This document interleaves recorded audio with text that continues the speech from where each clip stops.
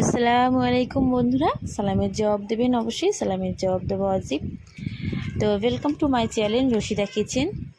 আজকের আপনাদের সাথে আলোচনা করব মহানবী সাল্লাল্লাহু আলাইহি ওয়াসাল্লাম যখন আকাশের দিকে গমন করছিলেন তখন যে দুটি পাথরের তৈরি সিঁড়ি ছিল সেই দুটি পাথরের নাম কি ছিল। তো প্রথম পাথরটির নাম ছিল জমরদ ও দ্বিতীয় পাথরটির নাম ছিল জবরজত।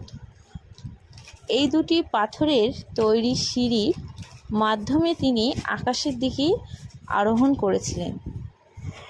তো আপনাদের ভিতরে যে যেই পাথরের নাম জানেন আমার কমেন্টে অবশ্যই জানাবেন, আর ভিডিওটা ভালো লাগলে সাবস্ক্রাইব করে পাশে থাকবেন।